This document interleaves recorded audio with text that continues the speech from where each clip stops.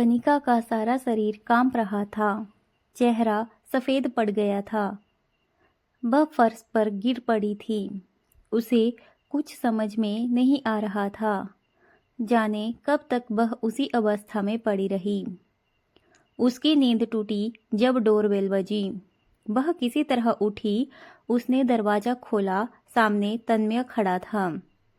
हड़बड़ी में था। वह बोला, कनिका, मैंने अपना मोबाइल फ़ोन छोड़ दिया था। आधे रास्ते से लौट कर आ रहा हूँ। जल्दी दो, ऑफिस जल्दी पहुँचना है। उसने कनिका के चेहरे की ओर बिना देखे एक झटके में सब कुछ कह दिया। कनिका का शरीर जड़ हो गया था। फिर भी उसने अपने आप को सहज बनाते हुए चुपचाप मोबाइल तन्मय के हाथों में पकड़ा दिया। तन्मय चला गया था। कनिका टेरेस पर खड़ी तन्मय को तब तक निहारती रही जब तक वह आंखों से ओझल नहीं हो गया। आज तन्मय उसे अजनबी और बदला बदला सा क्यों लग रहा था।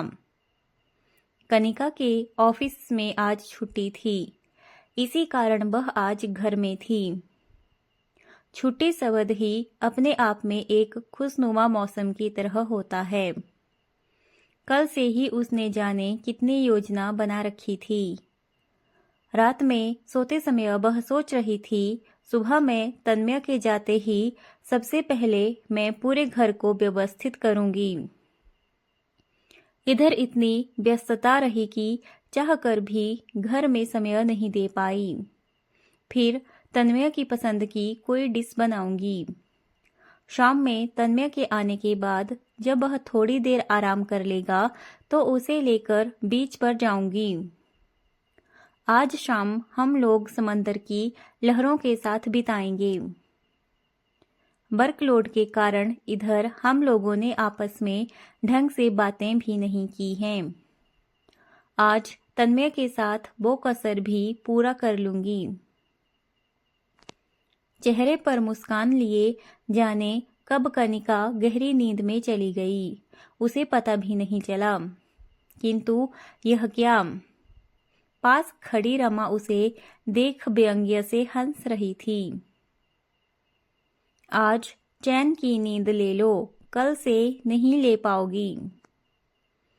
कनिका जब कॉलेज में थी उस समय तन्मय उसके जीवन में आया था और कब तन्मय उसके पूरे अस्तित्व का हिस्सा बन गया उसे पता तक नहीं चला।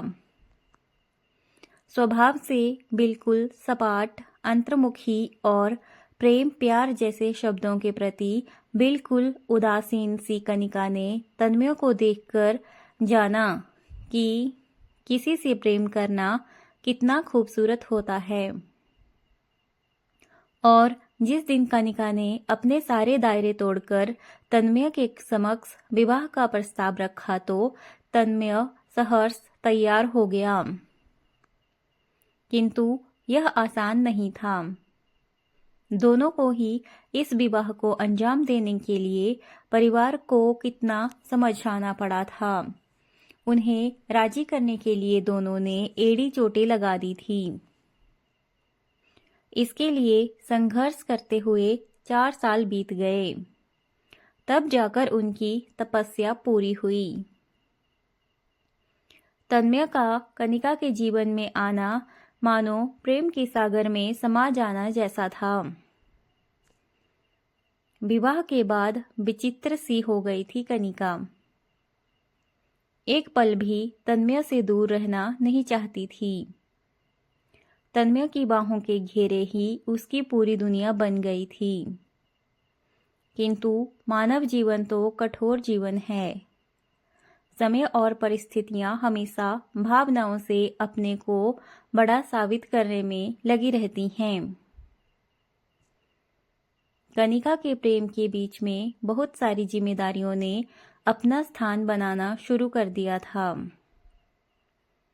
एक तरफ कनिका की घर गृहस्थी नौकरी थी तो दूसरी तरफ पिता की जिंदगी थी। जीवन की अंतिम घड़ियां गिन रहे थे कनिका के पिताजी। कनिका ने अपने घर, गृहस्थी, अपनी नौकरी और कुछ समय पिता के लिए निकालना, इन तीनों में सामंजस्य बिठाना शुरू कर दिया था। वह अपनी जिम्मेदारियों में पीछे नहीं रही। तन्मय का प्रेम कनिका में जीवन के प्रति उमंग भरता जा रहा था। यह बात जरूर थी कि पहले की तरह तन्मय और कनिका घंटों बातें नहीं किया करते थे। फिर भी छुट्टी के दिन एक दूसरे के लिए समय निकाल ही लेते थे। कनिका 3 जीवन एक साथ जी रही थी। पहला उसका ससुराल और दाम्पत्य जीवन, दूसरा उसकी नौकरी और तीसरा इकलौती बेटी होने का फर्ज निभाना। पिता की लंबी बीमारी और उससे जूझती माँ के अकेलेपन को भी उसने बांटने की कोशिश की थी। इन सब के बीच तन्मय का सहयोग और प्रेम उसे हमेशा ऊर्जा देता रहा और वह इसके कारण ही अपनी हर जिम्मेदारियों में खरी उतरती चली गई। कहते हैं कि जब जीवन रूपी गाड़ी पटरी पर सही ढंग से चलती रहती है तो नियति को यह मंजूर नहीं होता कि मानव जीवन के हर क्षेत्र में सफलता कैसे पा सकता है। ऐसे में नियति कोई न कोई पेंच अवश्य लगा ही देती है। उस दिन कनिका मायके से लौटी तो अपने घर में बहुत सारा उपहार और मिठाइयों के डब्बे देखकर चौंक पड़ी।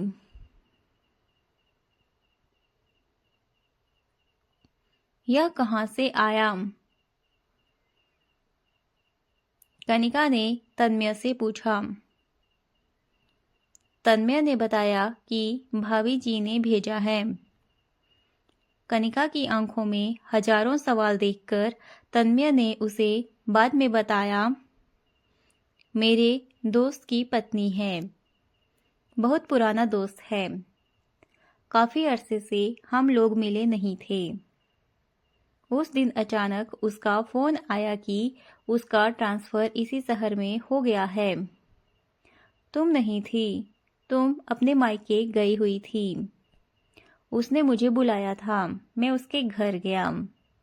बहुत अपनापन लगा। उसकी पत्नी बहुत ही अच्छी थी। काफी आदर सत्कार हुआ। बहुत दिनों के बाद एक सुकून महसूस हुआ। भाभी जी तुम्हारे बारे में भी पूछा करती हैं। कभी समय मिलेगा तो हम लोग चलेंगे उनसे मिलने। उस दिन के बाद से अक्सर मेरा हाल चाल पूछा करती हैं।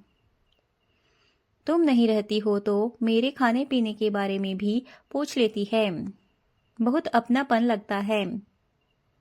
इधर हम दोनों की व्यस्तता इतनी बढ़ गई थी कि मैं तुमको बताना ही भूल गया था।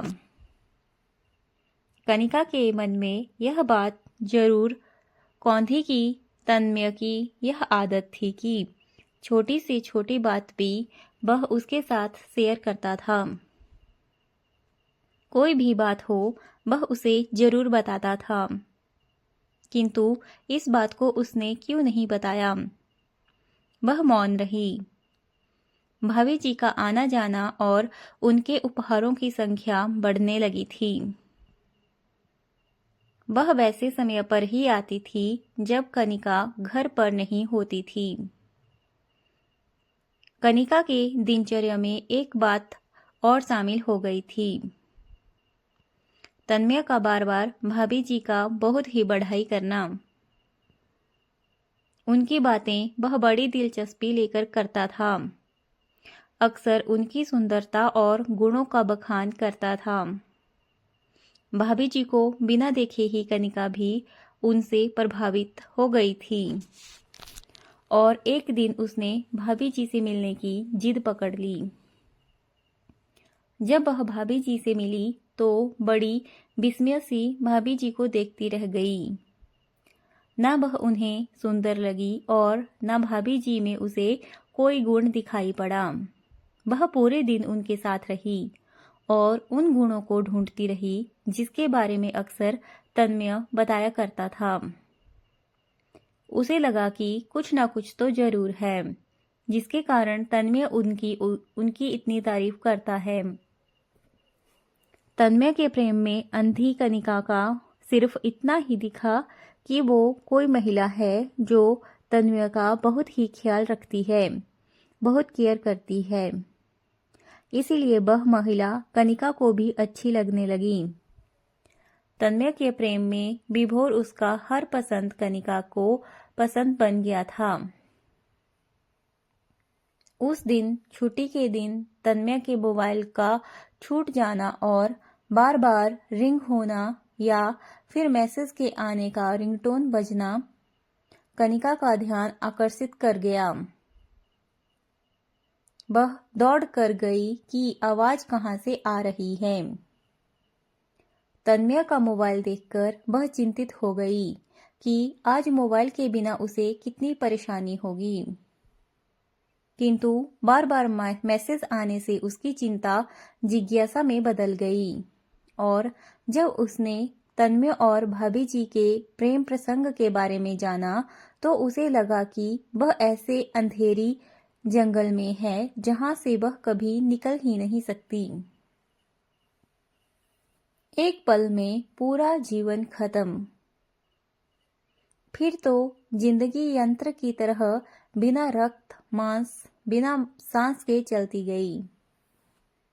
उस दिन तन्मय का ऑफिस से लौटना, कनिका की अर्ध बेहोशी की हालत, सप्ताहों ज्वर का होना और फिर कनिका का मौन। महीनों बीत गए।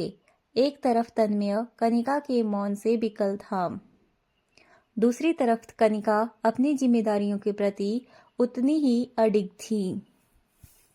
किंतु इन सब में उसका स्वास्थ्य गिरता जा रहा था। तन्मय ने डॉक्टरों और मनोवैज्ञानिक सलाहकारों की भीड़ लगा दी थी, फिर भी उसका मौन नहीं टूटा। तन्मय जान चुका था कि मोबाइल के मैसेज पढ़कर कनिका उसके और भाभी जी के संबंधों को जान चुकी थी। परिस्थितियों से लड़ते लड़ते तन्मय थक चुका था। कनिका का मौन और उसके गिरते स्वास्थ्य ने तन्मय की वेदना की सारी सीमाएं तोड़ दी और उस दिन उसने कनिका का हाथ पकड़कर सोफे पर बैठाया और उसके गोद में सर रखकर फूट फूट कर रो पड़ा। उसने अपनी गलतियों को कबूल करते हुए कहा, कनिका, मुझे माफ कर दो। मैं परिस्थितियों का शिकार हो गया था और कमजोर पड़ गया। तुम्हारे पास तो मेरे लिए समय ही नहीं था। घर, गृहस्थी, तुम्हारी नौकरी और तुम्हारा मायका, इन सब के बीच तुम्हारे पास मेरे लिए समय कहाँ था। तुम तो नौकरी भी अपने पिता के लिए करती थी। तुम्हारे जीवन में मैं कहाँ था। इन सब के बीच में भाभी जी का अपनापन, मेरी परेशानियों को बांटना और मेरे लिए अपनी घर गृहस्थी के कार्यों को छोड़कर वह मेरे पास आती थी। उनका अपनापन ही मुझे उनके करीब ले गया। मुझे तो यही लगा कि तुम्हारा मकसद सिर्फ मुझसे शादी करना था। शादी हो गई, तुम्हारा मकसद खत्म हो गया। फिर तुम अपनी दुनिया में रम गई। कनिका के होंठ हिले थे। उसकी जुबान थोड़ी लड़खड़ाई। उसने धीरे से कहा, तुमने मेरे प्रेम को इतना ही समझा था। और कनिका फिर से चुप हो गई। कनिका, बोलो, जितना मुझे बोलना है बोलो। तुम्हारी चुप्पी ने मुझे पागल बना दिया है। तन्मय के रुदन ने कनिका को बोलने पर विवश कर दिया। उसका मौन टूट गया। मेरी दुनिया तो तुम ही थे तन्मय। तुम्हारे सहयोग और सानिध्य के बल पर ही मैं 3 नावों की पतवार बनी। मैंने कोई पाप नहीं किया है। तन्मय, यदि कोई बेटी अपने मायके या माता पिता को मानसिक आर्थिक सहयोग करती है तो क्या पतियों के लिए यह पाप का कार्य है? नहीं। तन्मय, यदि मरकर मैं भगवान के भी दरबार में जाऊंगी तो वहां भी मुझे सजा नहीं मिलेगी और हम दोनों के बीच हमारा तुम्हारा कहाँ से आ गया? हम दोनों के सुख दुख एक दूसरे के हैं।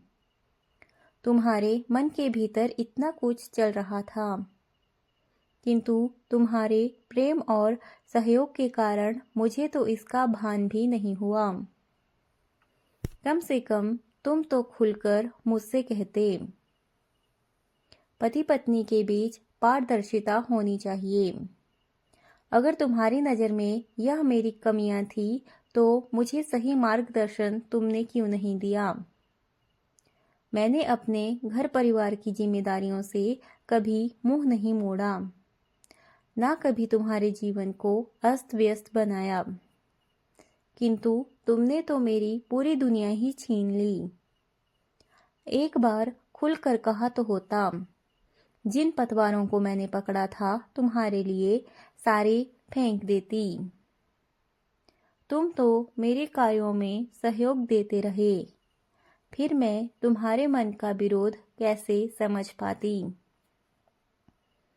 और लंबे अरसे के बाद कनिका का रुदन उस दिन कमरे की दीवारों से टकरा रहा था। महीनों उसने जाने कितने आंसुओं को अपने हृदय में कैद कर लिया था। आज मानो हृदय से आंसुओं का एक एक बूंद निकल रहा था। तन्मय बोल पड़ा, रो लो कनिका, जितना रोना है, क्योंकि यही तुम्हारे अंतिम आंसू होंगे। मेरे जीते जी इसके बाद अब कभी नहीं आएंगे। एक डरावना सपना समझकर पिछला सब कुछ भूल जाओ। मेरे जीवन में हमेशा से तुम थी, तुम हो और तुम ही रहोगी। पिछला सब कुछ सिर्फ कुछ पल का भ्रम था जो टूट गया। इन कुछ महीनों में तुम्हारी चुप्पी से मैं पल पल मरा हूँ। मैंने बस इतना ही जाना कि मेरी जिंदगी तो तुम ही हो। फिर कौन सी कृत्रिम जिंदगी ढूंढने मैं बाहर गया था। तन्मय की बाहों के घेरे में जाने कब तक कनिका बैठी रही। घने बादल छट चुके थे। आसमान बिल्कुल स्वच्छ था।